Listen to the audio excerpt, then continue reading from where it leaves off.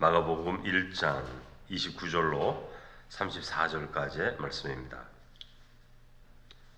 마가복음 1장 29절로 34절까지 말씀 우리 한 절씩 교독하겠습니다.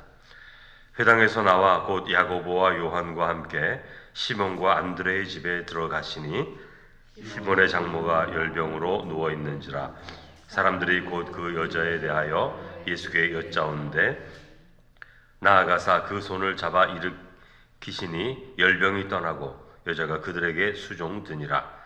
저물어 해질 때에 모든 병자와 귀신 들린 자를 예수께 데려오니 온 동네가 그 문 앞에 모였더라.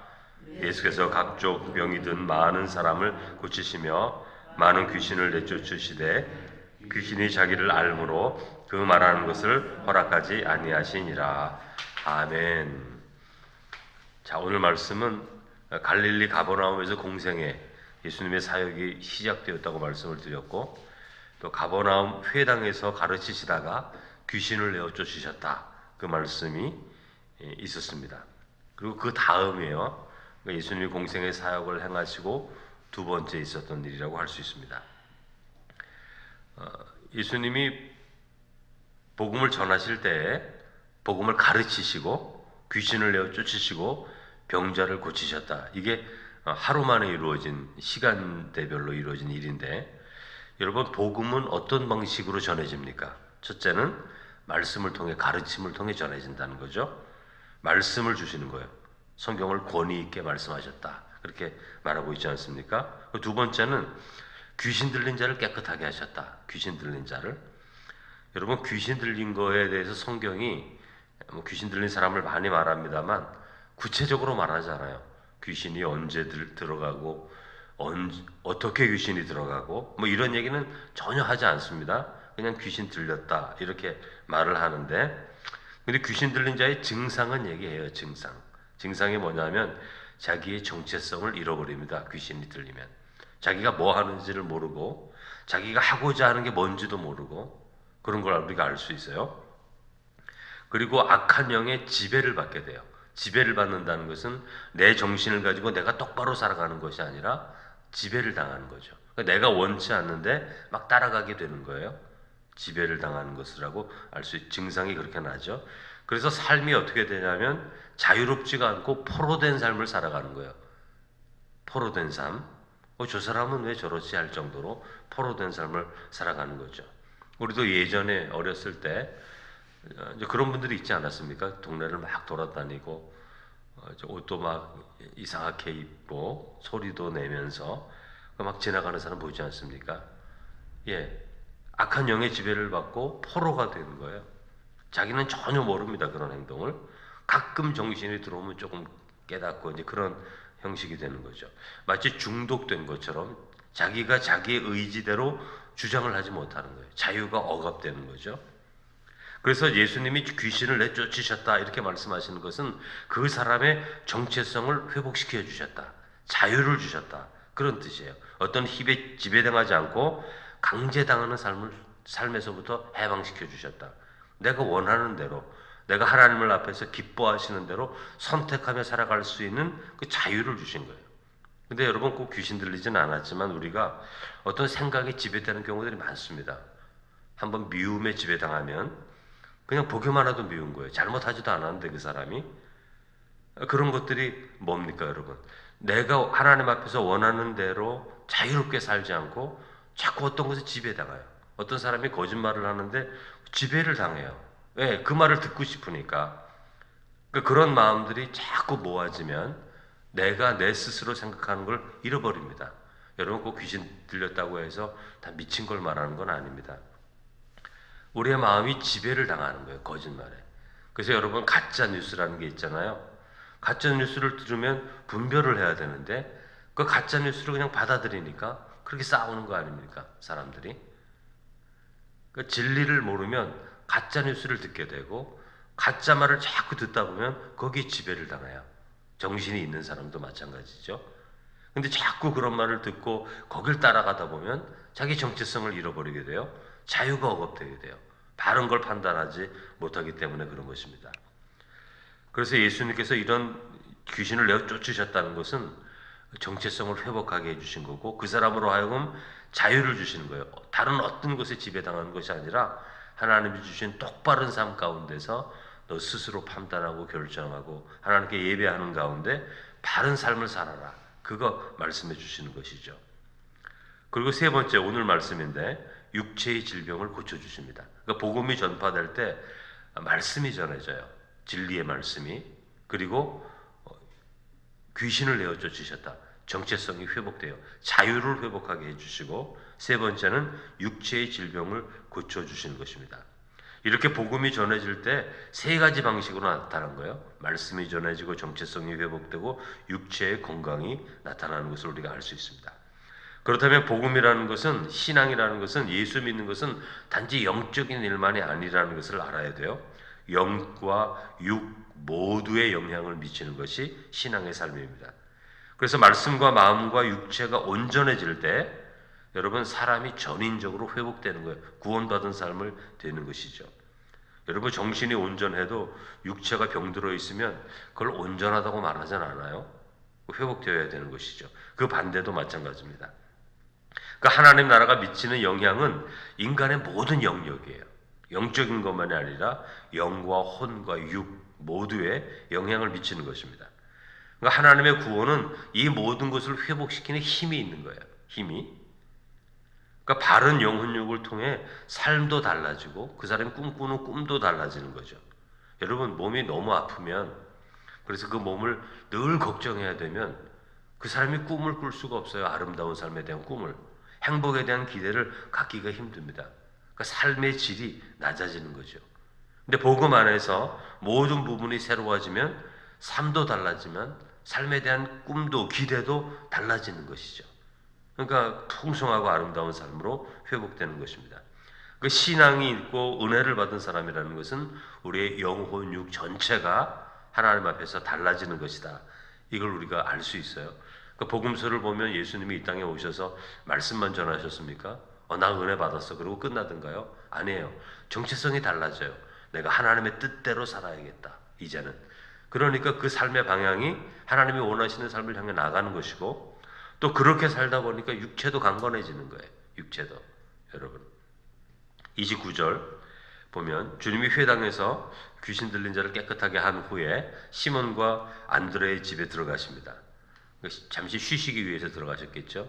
식사도 좀 하셔야 되니까 들어가셨는데 30절에 보면 시몬의 장모가 열병으로 누워있는지라 사람들이 곧 그 여자에 대하여 예수께 여짜온대 이렇게 말씀하고 있죠. 그러니까 누군가가 예수님께 예수님 시몬의 장모가 지금 열이 나서 열이 떨어지지 않아서 지금 매우 고통스러워하고 있습니다. 이렇게 말씀을 드렸다는 거예요. 그러니까 31절에 보면 그 말씀을 들으시고 예수님이 나아가사 그 손을 잡아 일으키시니 열병이 떠났다. 이렇게 말씀하고 있지 않습니까? 그러니까 이 말씀을 보면 병든 시몬의 장모와 예수님 사이에 누가 있어요? 시몬의 장모가 병들었다고 알려준 사람들이 있어요. 이 중요한 것입니다. 어떤 사람들은 이렇게 생각할 수도 있어요. 예수님은 하나님의 아들이니까 우리가 말하지 않아도 다 알아. 가만히 있자. 주님이 다 아셔. 내가 말하지 않아도 고쳐주실 거야. 이렇게 생각하는 사람들이 있어요. 여러분, 우리가 이제 어떤 일이 생기면 야 주님 다 알아. 가만히 있어. 네가 뭔데 그런 일을 해. 주님이 다 아셔. 가만히 있어. 이렇게 우리가 말하지 않습니까? 근데 그런 분들은 자기 가정에 그런 일이 있으면 그렇게 말하진 않아요. 일어나서 팔을 걷어붙이고 이 일이 해결되기 위해서 애를 쓰는 거죠. 그런데 우리가 자꾸 제3자가 되면 그렇게 됩니다. 하나님 다 알아.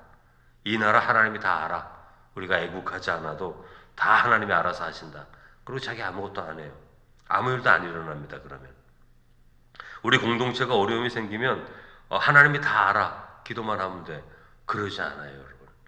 진리를 따라 살지 않으면 아무 일도 일어나지 않는 것입니다. 여러분, 예수님이 내가 다 아니까 너희들 가만히 있으라. 그런 말씀하지 않으세요? 무슨 말씀하십니까? 구하라, 찾으라, 두드리라. 이렇게 말씀하시는 거예요. 주님이 몰라서 구하라는 게 아닙니다. 주님이 몰라서 찾으라, 두드리라 그런 말씀하시는 게 아니에요. 이것은 주님을 위해서가 아니라 우리를 위해서 주시는 말씀이에요. 찾으라, 구하라, 두드리라. 우리를 위해서 주시는 말씀인데, 여러분, 사람은요, 그 행위 속에서, 몸을 움직이는 헌신 속에서 진실과 소망이 담기게 되는 겁니다. 이 되게 중요한데, 여러분, 과학적으로도 마찬가지예요. 과학적으로 운동을 해야 되는 이유를 이렇게 말합니다. 운동을 하면 혈액순환이 빨라져요. 혈액순환이 빨라지면 혈액은, 피는 뭘 공급해 주냐면 우리 뇌에 산소를 공급해 주는 거예요. 산소를. 그러니까 막 운동을 하면 혈액이 몸에 빨리 돌아간다는 것은 그만큼 우리의 뇌에 산소를 더 많이 공급해 준다는 거죠. 그러면 뇌가 어떻게 되냐면 이해력이 막 깊어지고 풍성해진다는 거죠. 그래서 미국의 어느 고등학교에서는 이걸 실험하기 위해서, 우리 학교 가면 1교시 있지 않습니까? 1교시. 미국에는 영교시가 있어요. 영교시. 1교시가 시작되기 전에 영교시가 있는데, 그 영교시에 이 학교에서 뭘 실험했냐면 모든 전교생들에게 1시간 동안 운동을 하게 합니다. 그 운동장을 한 바퀴 돌면 400m잖아요. 그러면 4바퀴를 돌게 하는 거예요. 4바퀴는요, 4바퀴를 돌게, 큰 운동장, 그 트랙을 4바퀴를 돌게 해요. 4바퀴를 돌면 혈액이 아주 왕성하게 돌지 않습니까? 몸에서 순환되잖아요. 그럼 산소를 뇌에다 공급을 해주는 거예요. 굉장히 많이. 그런 다음에 영교시가 끝나고 1교시부터 들어가면 굉장히 이 뇌가 공부할 준비가 돼 있어가지고 모든 것을 그냥 막 받아들인다는 거죠. 그래서 그 학교가 시카고에 있는데 그 학교 성적이 굉장히 높습니다. 실험해봤는데 그랬다는 거죠. 그러니까 몸을 이렇게 움직일 때, 이게 무슨 뜻이에요? 몸을 헌신할 때, 자기 자신의 삶이 움직여 나갈 때 이런 놀라운 효과가 생긴다는 것이죠. 그래서 우리가 찾고 구하고 두드리는 이 바램과 소원, 열정과 헌신, 이 속에서 하나님을 더 굳건하게 믿게 만들어주는 거예요. 그냥 마음의 생각만으로 하는 것이 아니라. 그래서 신명기서 6장에 너희는 마음을 다하고 뜻을 다하고, 세 번째, 힘을 다하여 주 너희 하나님을 사랑하라. 그렇게 말씀하잖아요. 그냥 마음만으로 사랑하지 말고, 뜻으로만 사랑하지 말고 힘을 다하여 사랑하라. 내 몸을 움직여라. 내 몸을 헌신하라. 내가 하나님이 원하시는 일에 참여하라. 그런 뜻이거든요. 그렇게 헌신하게 될 때 우리가 더 강해지는 것입니다. 여러분, 그래서 몸을 헌신하는 게 굉장히 중요한 거예요. 그 주님이 베드로 집에 들어갔을 때 병자가 있었음을 주님이 다 아시죠? 그거 왜 모르시겠어요? 하나님의 아들이. 그러나 주님은 믿음으로 헌신하는 자를 기다리는 거예요. 이렇게, 주님, 이 사람이 이렇게 아픈데 고쳐주십시오. 이렇게 말하는 것을 기다리시는 거예요. 왜 기다리실까요? 그렇게 헌신하는 그 사람에게 하나님의 능력이 임한다는 거 보여주기 위해서. 가만히 있는 사람들이 아니라 주님께 나와서 이런 걸 요청하는 사람들에게 하나님의 일이 이루어진다는 것을 지금 가르쳐주기 위해서, 그 사람의 믿음을 북돋아주기 위해서 그렇게 하는 거예요. 그래서 우리가 지난번에도 마태복음 읽을 때 보았지만 4명의 친구들이, 자기 한 명이 그 중풍병자에 걸린 친구를 여러분 들것에 실어서 오잖아요. 예수님이 뭐라 그러죠? 지붕을 뚫어서 내릴 때 그 사람들의 믿음을 보시고, 병자의 믿음을 본 것이 아니라 그 데려온 친구들의 믿음을 보시고 그 사람을 고쳐주셨다. 그렇게 말씀하는 거예요. 그러니까 헌신하고 자기 몸을 드리는 사람들을 바라보면서 하나님께서 고쳐주시는 거예요. 32절에서 34절을 보면 예수님의 소식을 들은 가버나움 온 동네 사람들이 베드로의 집 앞으로 다 옵니다. 그래서 모든 병자와 귀신 들린 자를 예수께 데려오죠. 그래서 뭐라고 써 있습니까? 온 동네가 그 문 앞에 모였더라. 여러분, 이 이태원 동네 사는 사람들이 우리 교회 문 앞에 서 있다고 한번 생각해 보십시오. 얼마나 많은 사람들이 모였겠어요, 여기. 진짜. 예전에 사고 났을 때 150만 명이 왔다 그러잖아요. 여기 얼마나 많이 모이겠습니까? 오늘 이 말씀을 우리 교회에 비유해 본다면 말입니다. 저물어 해질 때, 이제 저녁 5시가 돼서 교회 문을 닫았는데 사람들이 다 모이는 거예요. 예를 들면 수많은 사람들이. 저녁 해질 때는 쉬는 시간 아닙니까? 사람들이 다 편안하게. 그럼에도 불구하고 병자와 귀신 들린 친구들과 가족들 다 데리고 베드로의 집 앞에 와서 서 있는 거예요. 다 여러분. 여러분, 복음이 바로 전해지면 어떻게 전해진다고 그랬죠? 말씀을 통해서, 정체성 회복, 귀신을 내어 쫓음을 통해서, 질병의 치유를 통해서 복음이 전해졌다고 그랬잖아요. 이 복음이 전해지면 그 복음은 사람들을 주님께로 이끌게 되어 있습니다. 그래서 복음은 사람들을 초대하는 거예요. 왜냐하면 이 복음은 희망을 회복하게 해주기 때문에. 희망을.